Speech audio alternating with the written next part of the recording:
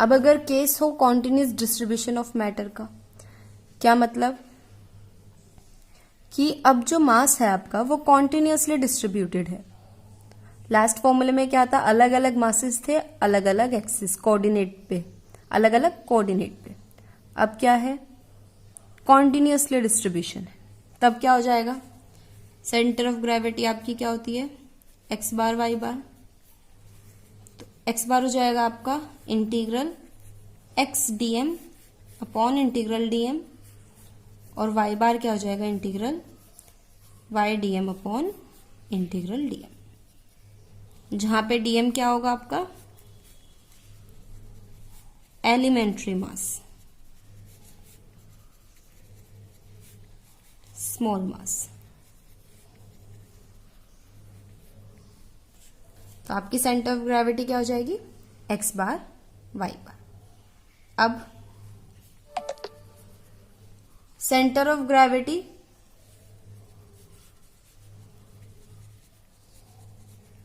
Of an arc, क्या मतलब, axis है एक्स बार, एक्स एक्सिस वाई एक्सिस, और आपके पास एक आर्क है y बराबर एफ एक्स फंक्शन है, और हमें लेना है x इक्वल टू ए से x इक्वल टू बी के बीच में, a टू b। लेट कर लेते हैं, दो पॉइंट है P और Q, P एंड Q। इसके कोऑर्डिनेट है एक्स वाई, इसके हो गए x प्लस डेल एक्स और y प्लस डेल वाई। इसका मतलब x और y में थोड़ा थोड़ा चेंज है, डेल x और डेल y। तब लेट कर लेते हैं AP डिस्टेंस है ds एंड PQ डिस्टेंस है डेल s, स्मॉल चेंज। तब हमने अभी अभी पढ़ा x बार कितना होता है, integral x dm upon integral dm। dm क्या हो जाएगा, रो इंटू ds। रो क्या है आपकी डेंसिटी, और ds आपका क्या है, चेंज। ये जो आपका डेल एस है P से Q के बीच में। तो dm क्या हो जाएगा आपका, रो इंटू डेल एस। इसको हम कहते हैं linear, this is linear density rho, ये आपकी क्या है, लीनियर डेंसिटी है।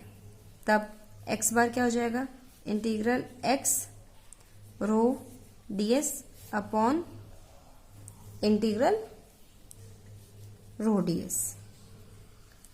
रो इज कांस्टेंट, तो क्या हो जाएगा, integral x ds upon integral ds। Similarly y bar क्या हो जाएगा, हमें पता है y dm था, अपॉन में इंटीग्रल dm था, dm की जगह रखेंगे क्या हो जाएगा, integral y rho ds upon में integral rho ds, that is equal to integral y ds upon integral ds। तो आपका फॉर्मूला क्या बनता है, centre of gravity of an arc का x bar y bar, where x bar equal to integral x ds upon integral ds and y bar equal to integral upon integral ds। ये तब होगा कब, जब ये आपका सेंटर ऑफ ग्रेविटी निकालनी हो ऑफ एन आर्क।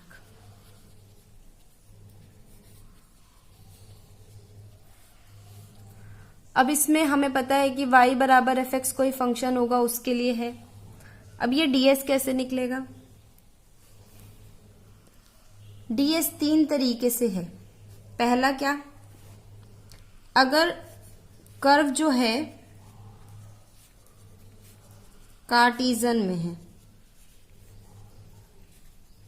क्या मतलब, कर्व जो है वो x और y में हो, तब ds अपॉन dx होता है क्या, under root 1 plus d y over d x का होल स्क्वायर, और d s over d y होता है क्या, under root 1 plus d x over d y का होल स्क्वायर। यहां से अगर डी एस निकाले तो क्या हो गया, under root 1 plus d y over d x का whole square into d x, और यहां से निकाले तो डी एस कितना हो गया, under root 1 plus d x over d y का whole square into d Y.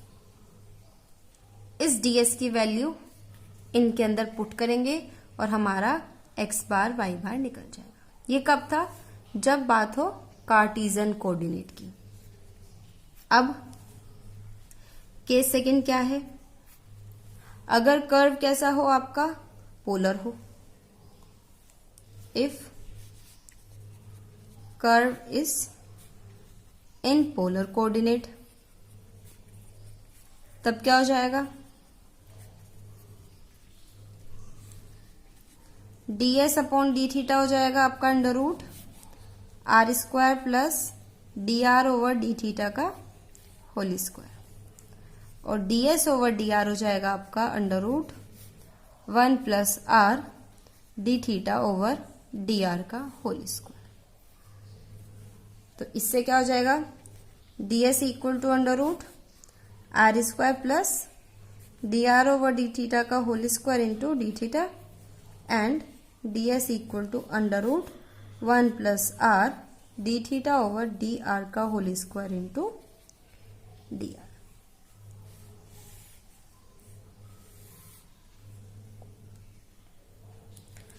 अब एक चीज, इसको फॉर्मूले को याद करने का तरीका, अगर ds ओवर dx निकालना है तो यहाँ पे dy बाई dx होगा, ds ओवर dy निकालना है तो यहाँ dx ओवर dy होगा, ds ओवर d थीटा निकालना है तो यहाँ dr ओवर d थीटा है, और ds ओवर dr निकालना है तो d थीटा ओवर dr है। अब इसमें एक केस और बनता है आपका, क्या, केस थर्ड है, if equations are in parametric form।